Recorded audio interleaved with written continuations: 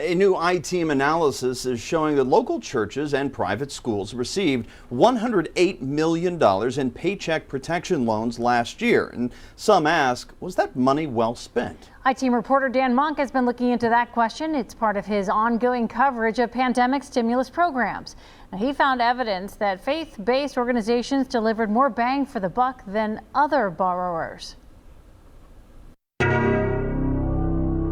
Pastor Brian Tome was surprised to learn in April that Crossroads Community Church qualified for a $3.6 million Paycheck Protection loan. We were going, wait a minute, really? Churches are generally left out of those kind of programs. But he's convinced taxpayers got their money's worth. When you take a look at the value that churches offer to the social sector, it is enormous. Although its buildings were closed from March through September, Crossroads added 32 jobs and ramped up its community outreach.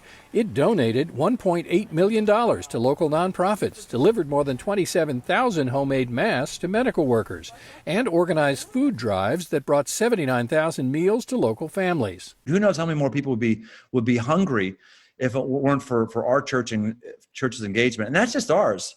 That's not all the churches all around the region. I don't think anyone would deny that churches do amazingly good work. Allison Gill is Vice President for Legal and Policy Matters at American Atheists, Inc. in Cranford, New Jersey. However, that work can be done and be funded by these programs without necessarily going to religious activities by churches. In blog posts and letters to the SBA, Gill has warned that special exemptions for churches left the Paycheck Protection Program open to fraud and abuse. One organization was found to get $3.9 million right before they used some of that money to buy a jet.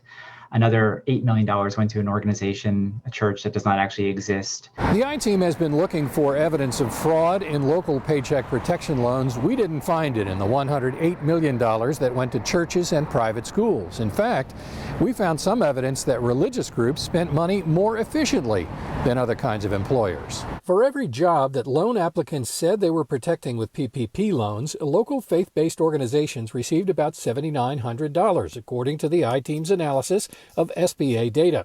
That's 17% less than the $9,500 average loan amount per job for the entire universe of more than 30,000 PPP loans in Greater Cincinnati. We're spending a lot of money for our program here, and there's no way we wanted to compromise our program if we didn't have to. So this loan was really a great safety net.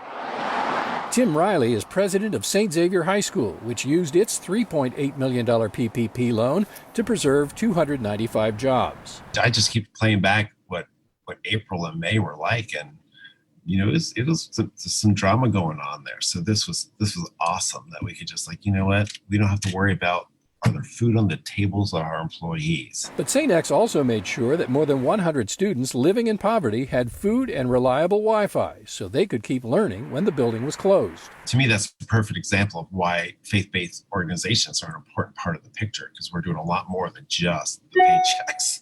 Dan Monk, WCPO 9, ITeam.